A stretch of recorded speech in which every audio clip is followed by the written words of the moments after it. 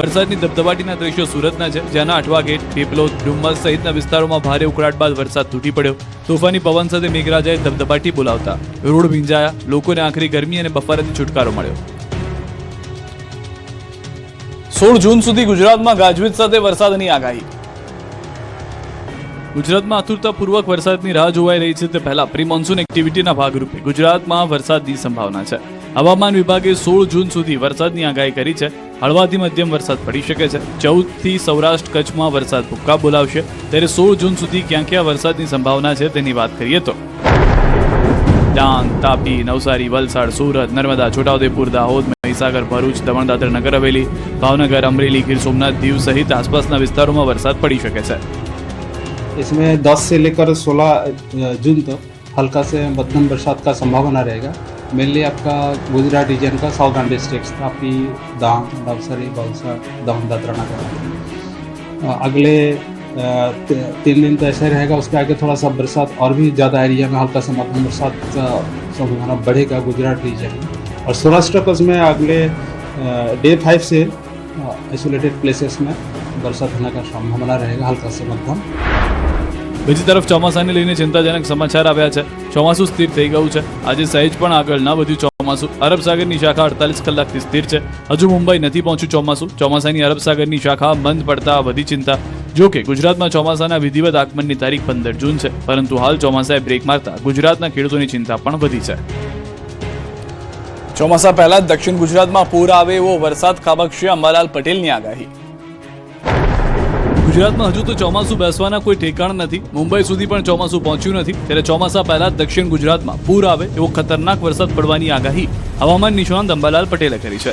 તેમના મતે 23 થી 26 જૂન વચ્ચે ભારે વરસાદ પડી શકે. દક્ષિણ ગુજરાતમાં પૂર આવવાની શક્યતા છે. મૃગશીર્ષ નક્ષત્રનો વરસાદ 16 જૂન સુધીમાં આવશે. 22મી થી 26 જૂન વચ્ચે ભારે વરસાદ પડશે.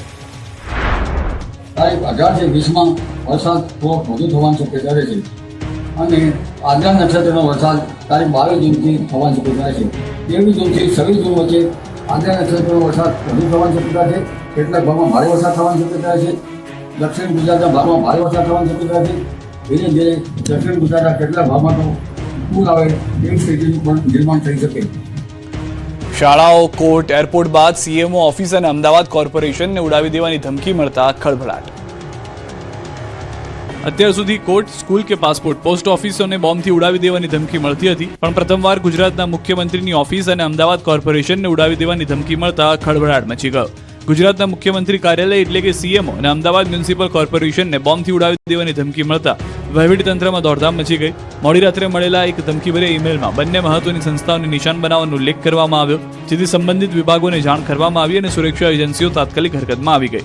સવારથી જ પોલીસ બંદોબસ્ત અને ડોગ સ્ક્વોડ સીએમઓ પહોંચી ગયા. સીએમઓ અને મંત્રી ચેમ્બરોની તપાસ કરવામાં આવી. પહેલા નીચેના હોલ તપાસ્યા બાદ મંત્રીઓને તે તપાસ કરી, પરંતુ આખી કચેરીમાંથી કંઈ ન મળતા પોલીસે રાહતનો શ્વાસ લીધો. સાયબર ક્રાઇમની ટીમ દ્વારા ધમકીભર્યા ઈમેલનું ટેકનિકલ વિશ્લેષણ કરવામાં આવ્યું. બીજી તરફ ગાંધીનગર અને અમદાવાદમાં મહત્વની સરકારી કચેરીઓની સુરક્ષા વ્યવસ્થા પણ વધારી દેવામાં આવી. સંવેદનશીલ સ્થળો પર ચેકિંગ અને નજર રાખવાની કામગીરી તેજ કરવામાં આવી. આ તરફ ધમધમતી અમદાવાદ કોર્પોરેશનની ઓફિસમાં પણ દોડધામ મચી ગઈ. કોર્પોરેશન ઓફિસને બોમ્બથી ઉડાવી દેવાની ધમકી મળતા ખળભળાટ મચી ગયો. ધમકીભર્યા ઈમેલ મળતા જ આખી ઓફિસ ખાલી કરાવી નાખી હતી. તમામ સ્ટાફ અને અરજદારો પરિસરમાં એકત્ર થઈ ગયા હતા.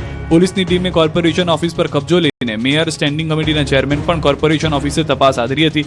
જોકે કંઈ શંકાસ્પદ મળી આવ્યું નથી. બોમ્બ સ્ક્વોડની ટીમ દ્વારા તપાસ કરતા કોઈ શંકાસ્પદ વસ્તુ મળી નથી, જે બાદ તંત્રએ રાહતનો શ્વાસ લીધો. બીજી તરફ 17 ડિસેમ્બરથી 18 માર્ચ 2026 સુધીમાં ગુજરાતમાં બોમ્બથી ઉડાવી દેવાની 9 ઘટના બની છે, જે ધમકીઓ નીકળી, જેમાં અમદાવાદ, વડોદરા, ગાંધીનગરની શાળાઓ, અમદાવાદ સિટી અને civil sessions court, Gujarat high court સહિત કેટલાક જિલ્લાની court, Ahmedabad airport, passport office, post office, વડોદરાની પારુલ યુનિવર્સિટી અને ગુજરાત વિધાનસભાને ઉડાવી દેવાની ધમકીઓ મળી ચૂકી છે. સુરતના ભૂતિયા ડિમોલિશનને લઈને 11 દિવસે તપાસ કમિટીની રચના. સુરતમાં ગત 29 અને 30 મેના રોજ વેડ દરવાજા પાસે આવેલા વર્ષો જૂના નાસિરનગર વિસ્તારમાં ભારે પોલીસ બંદોબસ્ત સાથે 100 જેટલા મકાનનું ડિમોલિશન કરવામાં આવ્યું હતું. જોકે ડિમોલિશન ગુજરાતના ઇતિહાસનું સૌથી રહસ્યમય ડિમોલિશન ગણાવી શકાય એવું છે. સસ્પેન્સ ફિલ્મને આંટી મારે એવા રહસ્યના તાણાવાણા ગૂંથાયેલા છે. આ પ્રકરણમાં નવો ખુલાસો થયો. બિલ્ડરને ફાયદો કરાવવા મનપાએ ડિમોલિશન કર્યાના પુરાવા સામે આવ્યા. બિલ્ડરના પ્રોજેક્ટ અને મેઇન રોડ પર આવેલી ગેસ એજન્સી વચ્ચે રસ્તાના હોવાને લઈને આ ઝૂંપડાનું ડિમોલિશન કરી રસ્તો બનાવવા માટે ડિમોલિશન કરવામાં આવ્યું હોવાનો દાવો છે. રસ્તો ન આવવાથી બિલ્ડરને પ્રોજેક્ટનું સર્ટિફિકેટ ન મળતા આખો ખેલ રચાયો હોવાની થઈ છે ચર્ચા, જેની વચ્ચે મનપાના અધિકારીઓ અને પોલીસના જુઠ્ઠાણાનો પર્દાફાશ થયો છે. સીસીટીવી ફૂટેજમાં સુરત એસઓજી પોલીસ ડિમોલિશન સમયે સ્થળ પર હાજર હોવાનું સ્પષ્ટ થયું છે. બીજી તરફ આ મામલે હવે અધિકારીઓ અને મોટા માથાઓને બચાવવાનો ખેલ શરૂ થયો છે. ડિમોલિશનના 13 દિવસ બાદ નાસિરનગર તોફાનીઓની વસાહત હોવાનું સાબિત કરવાનો પ્રયાસ શરૂ થયો છે. વસાહત તોફાની હોવાનો એસઓજીએ કર્યો પ્રયાસ. 7 મોટા ગુનેગારો રહેતા હોવાની વાત એસઓજીએ કરી, પરંતુ જો 7 ગુનેગારો હોય તો પછી 100 મકાનો કેમ તોડ્યા? સ્થાનિકોના દાવા મુજબ આમાંથી મોટાભાગના આરોપીઓના મકાનો તો 2014માં જ તોડી પાડવામાં આવ્યા હતા અને હાલ માત્ર 2 આરોપીઓ જ ત્યાં રહે છે. હવે તપાસ માટે કમિટીની રચના કરાઈ છે. રચાયેલી કમિટી તપાસ માટે સક્ષમ ન હોવાનો દાવો કર્યો ધારાસભ્ય વિનુ મોરડિયાએ. તેમણે દાવો કર્યો કે ઉચ્ચ અધિકારીઓની કમિટી બનવી જોઈએ અથવા ખાનગી રાહે તપાસ થવી જોઈએ. ધોરાજીમાં પતિનું મોત થતા